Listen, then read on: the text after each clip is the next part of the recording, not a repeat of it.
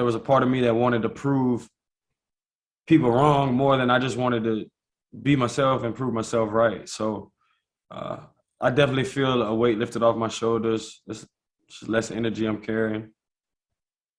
Thanks. All right, Dennis Freeman. Hi, Odell. So Um, as a player coming into the Rams, did you feel like there was something that you had to do to win over the trust of Matthew and to win over the locker room? as far as the trust of Matthew, just whenever I get the opportunity to be there and to make a play, and to be accountable each and every day in meetings throughout, as the time built up, just each and every opportunity you had just to be able to be there and make the play. And I feel like the rest will take care of itself. As far as the locker room, I just was talking to somebody about it earlier, and they was talking about how the perception of me is going to walk into the room before I walk into the room. And again, goes to kind of what I was just saying. If I carry that energy and trying to, be someone who they don't think I am, instead of just being me, it's never going to go the right way. So I felt coming in here, I was just going to be me. That's just it. And whatever someone thinks of me is what someone is going to think of me. And I hope that they see me for who I am and not, what the world had made me to be. And so Matthew targeted you 11 times, the most you were targeted all season. Is that just a combination of that trust building up and just working through the process since you've been with the Rams? Yeah, I think it can be a combination of both. Definitely trust being built up, and just the way that the 49ers played it, and there was just a little more opportunities here and there, and just want to always make the most of them. So that's will always be my goal, is to make the most out of each and every opportunity. Thank you. Yes, sir. All right, we're going to go to William Stein. Hey, Odell. How are you doing? Good. How are you? Great to meet you. Yes, sir. So my biggest question is, how did Cooper Kupp make you a better player? And number two, do you feel like LA or New York is bigger pressure? Man, coming here and being with Coop has just been really, really amazing for me to, you come in somewhere where they have their guy, and you watch and you witness greatness between him and Stafford, as far as the attention to detail, the relationship that they have. Like, that's everything that you want as far as a QB and a receiver. Details, the way he actually runs routes, the football knowledge, all of those things where we get to sit there and conversate, and I'm always going to gain off of someone else. So it's just been great. Honestly, I've learned so much from him. He's a great guy, obviously an incredible talent, and I'm happy that I made the right choice. Now I just feel like he deserves this trophy, and he deserves a ring, and just want to help be able to, along with everybody else here, but want to help be able to, help them finish the job. And I don't remember the second part of the question. The second part is New York New York or or LA. LA. I don't really know. I think it just kind of goes to the growth of where I'm at. I just don't really necessarily feel that kind of pressure. I even had this tattoo, says pressure, I live for it. And I feel like New York is a different fan base than LA is. So it could be more in New York. Hey, I appreciate your time. I look forward to seeing a ring on your finger on Sunday, and best of luck to you in your future career. Yes, sir, man. Thank you so much. Thank you. Appreciate the manifesting. We'll go to Danny Heifetz. Hey, Odell, how you doing today? Good. How you doing? I think you've had a hell of a career. A lot of things have happened in the last 7 years. I'm curious if there's something like, maybe of all the ways, you've handled some things, I'm curious, what is a lesson you've learned over your career since you got drafted? And like, what did you kind of take from something where you kind of look back on it? Like, what's kind of a lesson you learned? Man, I feel like I might have to come back to your question because it's really a great question. I feel like there's actually been a lot. You know, I always talk about living life without regrets because at one point in time, that was exactly what you wanted. So for me, it's been about the lessons and how do you learn from those lessons to benefit you in the future. And as far as a specific moment, I can't think of for you right now, but I do want you to know that there has been a lot of moments in my career that I can look back on now and, you know, ask myself, how could I have handled that better? How could I, it's a really great question, honestly. I'm sorry. I don't have the specific answer for you right now. Just know that there is a lot of moments where I look back as a 29-year-old and reflect, like, how could I have been better in this situation? So I wish I could give you one, but I won't throw myself under the bus right now. No, you're good. I can follow up later and think of a moment. I guess maybe another way to think of it, was there a weird thing where, you had the catch, you had so much stuff going on in New York so quickly. Was there a moment where you kind of felt like, you're a dog who kind of caught the car? And like, was there just a moment of kind of like, oh, wow, like was there kind of a moment of like, oh, what now that you caught the car? And can you break down an analogy of like caught the car? Like, so I believe you have the most Instagram followers of any NFL player, and that's been the case for like 5-6 years. Like, you reached this level, quite honestly, a lot of non-quarterbacks don't ever reach, and you did it really fast. Yeah, very. I mean, it was, I'll be honest with you, it was after the catch. And literally I watched, I mean, after the catch, it was unreal. And then, everyone was like, oh, it was just 1 year. And then I come back and do it again the second year. And it was like, it's not as good as his rookie year. And then come back and do it again the third year. But it was after the catch where I literally watched life change. I watched how people handled me change. I watched how people saw me. Like, everything changed after the catch. It's 100% the moment. Thank you. Yes, sir. All right, we're going to go to a special guest next. What's going on, man? What's up with it? I ain't got no questions, man, but I want to start by saying, dog, that you deserving of this moment. You deserving of this moment, bro. You put countless hours to, where you are today, and I've witnessed it all firsthand. You have scars to show for where you are today. This is a dream that you are actually turning into reality. And I wanted to come on here and just let you know that I'm proud of you, bro. There's so many people supporting you every step of the way, bro. Continue to use your light. Continue to be a blessing to others. And lastly, you spoke about tattoos. And it's so ironic because one of my favorite tattoos that you have, you're actually living it. And the tattoo says, the ultimate measure of a man is not where he stands in moment of comfort and convenience, but where he stands in the times of challenge and controversy. And you always stand up, brother. You always stand up. I love you. Go get that ring. Go get that ring, dog. I love you, dog. Give me chills. I know that voice, man. Hey, I just want to say, bro, if it wasn't for you, I really mean this from the bottom of my heart. I know I always tell you this, bro.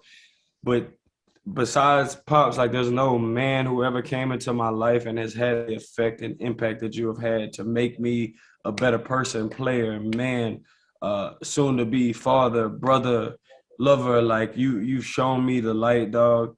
And I love you so much, bro. And this moment is for us, bro. Like, this is everything we ever talked about, dog. So I appreciate you coming on here, bro. You know it's nothing but love.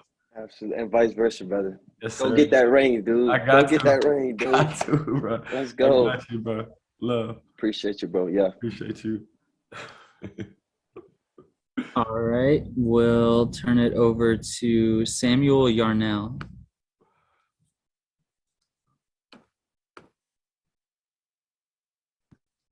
Hey, Odell, what's up? Sam Yarnell with WRHU here in New York. I'm curious, you talked a little bit earlier with Bill Plaschke about knowing yourself.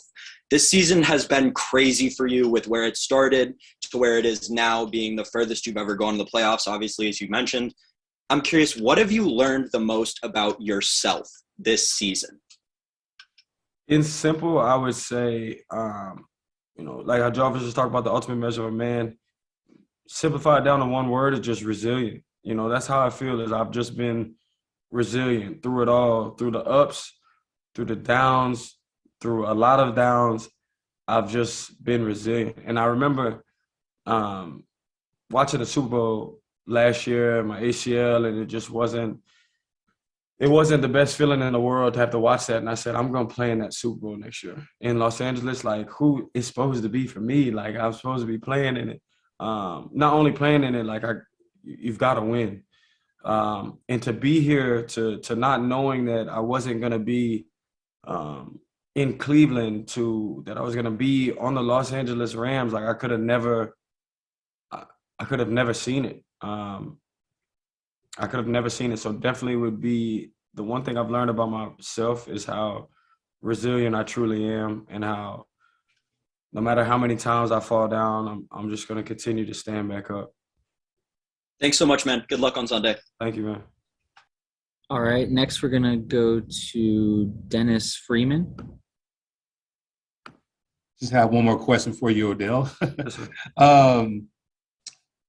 When we talk about what did you learn about yourself, when you went through that injury, what is the most thing that you learned or observed about who you are as a person, and what did you learn about other people? I learned, some good and some bad. The ones who love me, I learned how much they truly care and how they want to, they're gonna be right there through the ups and the downs. My girl, my mom, pops, my coaches, trainers, everybody that pushed me to be here now. And truly, another thing I learned about myself was my faith. I know none of this would be possible without God. And just that's why I think I'm in a place where the energy has been lifted off of my shoulders. And I just give it all to him, because without him, I wouldn't be here at all, man. And I'm just truly blessed, and I'm just so thankful that he's put me here in this position to be able to share my testimony, and hopefully it can inspire others who go through a rough time. And it doesn't have to be just football. It could be life, their job, their situation, whatever it is, just to know to just keep going. I know you all seen that little meme of, it's like somebody's digging, and they're this close to the little diamond and the treasure and all that, and they want to turn back around. And it's just like, just imagine that you're right there all the time, and just to keep pushing forward. Thank you, and good luck to you. Thank you, man. All right, we're going to turn it over to Andrew Callahan. Hey, Odell, congrats on your success. I wanted to go back to November, like Michael Irvin was asking, just about the decision you made to go to LA, which was obviously the right one. But when you have interest across the league, and especially from a coach like Bill Belichick, who has a lot of respect for you, and that's mutual, what did that mean? And you think you were ever close to maybe coming to New England? Very, very, very, very. I think I don't think I joked with him on the phone, but I was like, if this was 3 years ago, it would have been ideal, because Tom is one of the, he's one of my favorite. I know I posted a video a long time of just the passion and the fire that Tom has, and then there's a bunch of clips cutting to me doing, similar things, and mine gets misconstrued for something else, and his is something else, and it's just like, bro, I actually love football that much that I'll punch a water cooler. Like, I care that much for this game. I've tried to explain this to people. I hate losing. I care this much for that game. And for a guy, coach like Bill Belichick, who I've admired for years and I've seen and just always was like, man, one day I'm going to play for Bill Belichick. For him to call me, to be able to just sit down on the phone with him and talk football, I mean, it's like, what more could you ask for? So I was very close. That was one of the teams that was in there, but I felt like this was home. I felt like this was right. And Coach McVay, I've had a relationship with him for years, joked with Big Whitworth, like, man, this was years ago. Like, man, one day I'm going to could be on the Rams, we're going to win a Super Bowl, like just joking. And now here we are, man. So, like I say, I just don't see how any of this is possible without God. And I'm just excited. I'm just excited for the opportunity. Thanks, man. Good luck on Sunday. Yes, sir. Thank you. All right, we're going to go to Teresa Walker. Good afternoon, Odell. A couple years ago, you were enjoying LSU winning the national championship, and now you get to prepare to go against guys that you watch help bring your alma mater a title. Is that maybe just what happens when you're a player in the SEC? You're going to run into these guys again one day? You're gonna see them again, especially two like these two. They're born winners, you know. So I always knew that we would see them again. Never could it be any better than this. But again, like I said, I got in a little trouble at the national championship, so I was banned from LSU, jokingly. But so they got their rings and all that, and it's like now, it's our turn to get ours, you know. So that's just the mindset I gotta have all week. Gotta go out and handle business. This is not gonna be an easy task, you know. Both teams are here for a reason, so I'm just excited about that. Happy for Joe and Jamar, and I think there's some other. I think is Moss's son over there. I think might be a few guys over there, but we definitely got some LSU guys here too. So hopefully we can pull it off. Thank you. All right, we're going to go to Kurt Sandoval. Hey, OBJ, congratulations on being here. And I apologize, you've probably been asked this. If you could just give us an update on Baby Watch, for one, and what happens if that's Saturday night. And two, describe this Monday compared to a normal Monday. A little bit more Zoom interviews, I guess, because we usually wouldn't be here doing this. So other than that, this is, a pretty normal day. I'm always going to have a work day on Monday. I'm going to try and get it in and, spend the day setting the tone for the rest of the week. So I'm enjoying it. Definitely a few more activities to do. And Baby Watch, man, I'm literally, my phone is right here, just in case. So I'm on call. I don't need you to put the energy in the air about the Saturday night or the Sunday thing because, I think God's got a different plan. I don't need it during the Super Bowl. I want to be able to see my child being born. So I'm on watch. I'm on standby. God willing, it'll be, tonight or tomorrow or Wednesday. Amen. Thank you, brother. Yes, sir. Thank you. All right, next we're going to go to Cameron Hogwood of Sky Sports. Hey, Odell, I hope you're well, and congratulations on this achievement. I wanted to ask you about a guy like Andrew Whitworth who continues to defy his age, and I wondered, do you ever think you could play at 40 years old, and what do you kind of make of what he continues to do at such a high level in this league? I'm going to try. Until the wheels fall off, but the position that he's in, I think people need to speak of it at a higher level because he's at the most physical positions of the game, and he's still doing it at 40 years old. So it's truly incredible. I call him the Undertaker because he just walks around. He's got this look to him. So I'm very happy for him to have this opportunity. And guys like him are the reason why it's like, man, you want to win it even more. He's deserving of it. And going against his former team, I'm sure he's going to be motivated. Is it a similar case of Eric Weddle as well, who's obviously come out of retirement and he's kind of hit the ground running again? And what do you kind of make of what he's doing?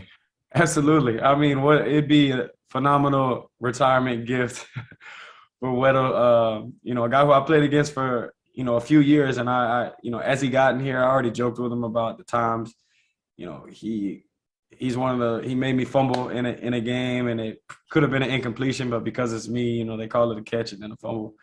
And then mess with him about how I ran away from him. So we had some good times. It's all good vibes in the locker room. And, guys like those two, you want to win a ring for even more. Appreciate it, Odell. Best luck on the weekend from here in the UK. Yes, sir. Love. All right, we're going to go to Rod Walker. Hey, Odell, Rod Walker from the Times-Picayune in New Orleans. talked to Nelson Stewart. He still keeps your number 3 jersey on his desk, man. And just wanted to ask you, what does this mean to you, just as far as, a guy coming from New Orleans and coming from that school? Yeah, I had asked him for my highlight tape recently, just to be able to watch it, man, and just kind of, relive those Friday nights. And then you go back and you watch college, and then you go back and you watch rookie year. You just you remind yourself of the journey and all of these moments. And I'm just happy to be able to sit up here and make Coach Stu proud. Truly, he set the tone for me for the rest of my career. The preparation, learning football. I'll never forget Coach Stu, man, and it's nothing but love for the whole city back home. This is something I want to bring home for the city. Did you come close to coming back to the city? I was close. I was very close. It just didn't feel like the right time. Right place, wrong time. All right, we're going to go to Gary Klein.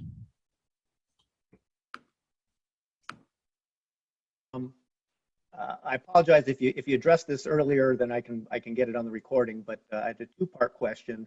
One, what was kind of motivated you to donate the Super Bowl tickets to the Watts Rams? And secondly, as kind of someone who I know appreciates great receiver play, what are your impressions of the Bengals' young receiver corps? First, as far as giving the tickets back, man, it just is, the kids are what motivate me to keep on going. If you ever see me at any of my camps that I've had, I mean, they could go on for 3 days, and I would be out there, do one-on-one with every single kid if I could. Truly, it's what inspires me to keep going. So just being able to give that opportunity to someone else someone in that class could motivate them to chase their dreams and make it to the NFL and possibly play in the Super Bowl of their own. So that's just kind of where my mindset is with that, and I'm just very happy that they'll have that opportunity. And secondly, I mean, this is one of the most dangerous corps in the NFL. There's a reason why they're here, T and Boyd and Chase, I mean, it says enough already that they're here and they're doing the things that they're doing. I think all of them are close to 1,000 yards. I know Jamar's over. I know Higgins had. I don't know the exact stats, but just truly happy for those guys. And yeah, they're a dangerous group. So it's not gonna, like I say, it's not gonna be an easy assignment by any means, especially with 9 back there. And he's a winner, and all those guys are synced up. So very excited to be able, I'll be standing up watching them, learning from them, techniques, just watching, the things that they do. So it'll be an exciting game. Thank you. Yes. All right, next we're going to go to Nate Davis. Hey, Odell, I had a quick 2-parter. I'll ask a follow-up after if you don't mind. But the first one I wanted to ask was just your impressions of maybe your first impression of the Joe Burrow swagger, given you were around that 2019 LSU team and kind of got to see it up close. But what kind of struck you about him when you first saw him? It's just his demeanor. It really is his demeanor. He just seems fearless. And like I said, the guy's just a born winner. He's somebody who you just can't not like him. So just being at the LSU game, just seeing how he handled himself, he truly was born to be on the stage that he's on right now. And then I also want to ask you, and you just kind of talked about, how much it means to you spending time with kids and that kind of thing. You're only 29, but it seems like you're a very influential figure to a lot of your fellow receivers, particularly, the guys that have come up after you. I mean, you've been in the league. I think this is your 9th year. What does it mean to you to kind of have that influence and just that so many of your own peers look up to you and what you've accomplished? First of all, I appreciate you saying I'm only 29, because a lot of people, right, a lot of the conversations that I've had, they really try and make me feel like I'm old, like I'm the old head. But nah, knowing that responsibility that I carry to set a standard, to know that some of them look up to me, is the reason why I feel like I'm how I am now instead of a 23-year-old me. Just knowing, you got to go through things to grow through things. So just knowing and carrying that responsibility. I remember when I was in Cleveland, Anthony Schwartz comes up to me and he's like, yeah, bro, I remember watching you in high school. And I'm like, that's just like, you don't need to tell me that. Like, that's just not it. I don't need to hear that. So it is crazy because my 29 feels like I've been in the league for 12 years. I feel like I've had so much happen, ups and downs, goods and bads, that it's like it's expanded more than, I think this is my 8th year in the league. I've been hurt a few seasons, so I don't really count them all anyways. But it feels like a very long career in a short period of time. Thank you. Yes, sir. All right, we're going to go to OCU Minora. Uh-oh. He said, uh-oh. What's up, Brody? What's going on, bro? How are you? Yeah, good, bro. Blessed. Hey, listen, you look blessed, man. I'm happy for you. Yes, sir. Listen, last time we spoke, I remember telling you, hey, listen, don't leave New York. And you left. And here you are with the Rams on the verge of actually lifting that Super Bowl trophy, man. How does that feel for you? First, I didn't leave. I got booted. Second, it is a great feeling to be here at this moment. And like I've said all along, I'm just truly blessed and thankful for this opportunity. But the job's definitely not finished. And, you know, I just want to lock in and be able to hoist that trophy up and share this memory, you know, with your brothers. You know, it's been a long season. This one in particular has been even longer. I just came back from ACL. I've been working since surgery, November 12th, to each and every day, you know, finding small wins, to having to sit out the first game, you know, because the docs and I were like, this isn't the time, okay, to going through the season, you know, messing up your shoulder, just everything that's happened. It's been a long run, all the wind down to this moment, and just what an opportunity. Just want to find a way to take advantage of it, man, and be able to call myself a world champion. One more quick question. I think anybody who knows you or anybody who's met you, they know you're very humble, very down to earth, you know, just an incredible person to be around. But it seems like now there's this narrative switch that you're such a nice guy now in the media. Have you noticed like a switch in the way people, you know, talk about you or think about you? Yeah, I mean, I've seen it, not like firsthand, but the people who are close to me are like, bro, it's just crazy to see how the narratives and everything has changed. And it's just like, you know, again, when I was younger, I definitely did things that could have helped not be able to be seen for who I truly am. But I also feel like there was a lot more of just trying to create a story, because it's easier to sell drama than it is to, you know, write up good things about somebody. So I've definitely watched, heard, and witnessed it all changed, man. And it's just a testimony to stand down, you know, stand humble, stand in your faith, bro. And, you know, here I am with an opportunity to reach one of the goals in my life that I've always wanted to reach. Incredible, man. Go do it, bro. Have a good Yes, one. sir. Absolutely. Thank you, bro. All right, we're going to turn it over to Fox Home. Just please state your name so Odell knows who he's talking to. Hey, Odell, this is Jenny Taft. I'm actually working for Extra TV. Great to see you, and best of luck too. Absolutely. Thank you. I was just curious about home field advantage. If you're feeling the pressure, is it real? And which chant will be louder, Houday or Rams House? I don't know. I would hope that it'd be Rams House. You know, but I know that Houday is going to travel. You know, this organization has been waiting for that opportunity for a long time. So everybody's excited. It's going to be a great game. I'm just looking forward to it. But obviously, we want more Rams fans there than Cincinnati fans. I apologize if this was asked, but the moment you shared with Debo, what was said in that? And it got a lot of attention, obviously, on social media. But what was so important about that moment for you?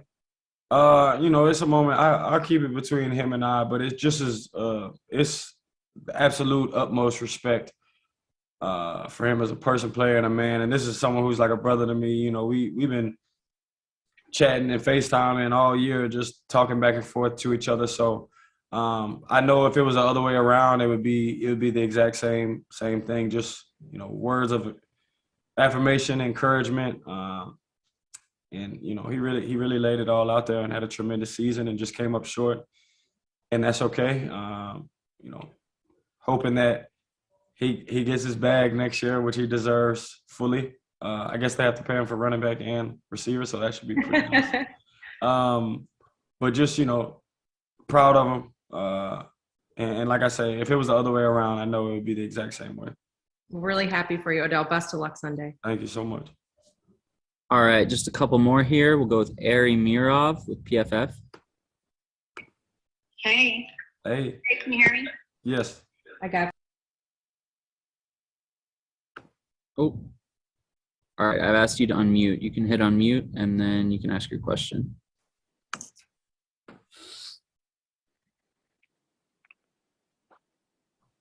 Ari? Hey, hey Odell, how are you? Congratulations on everything. Hey, how's it going? So I don't know if you saw this, but there was a very wholesome moment between Robert Woods and Cooper Kupp after the NFC title game. Both of them basically hugging and talking about how much they mean to each other. Obviously, Robert tore his ACL when you got there, but how much has he meant to you? Has he been around the building, and how much of an influence has he been to you during that time you've been in LA?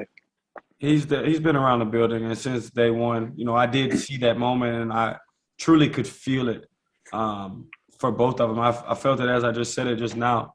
But even being around the building, getting to talk to Woody, just, chopping it up with him. I just recently went through what he's going through, so I know.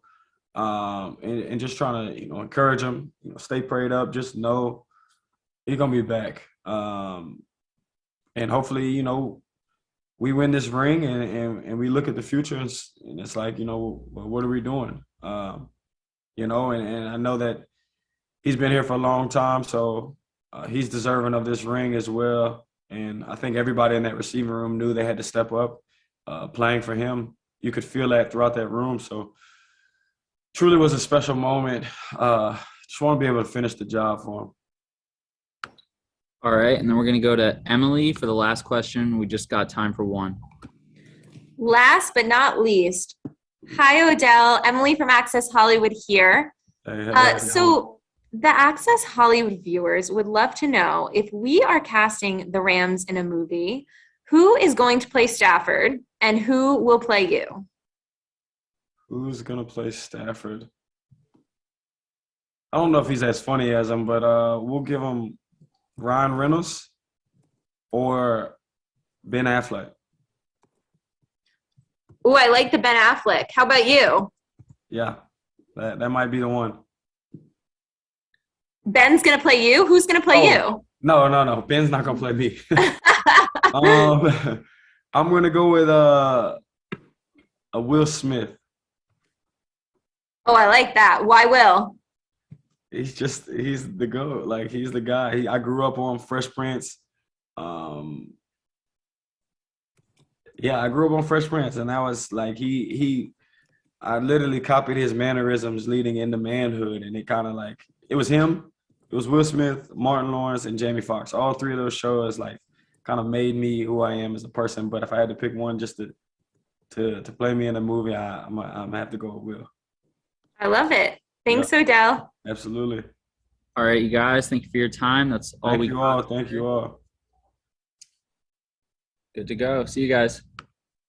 Yes, sir. Love.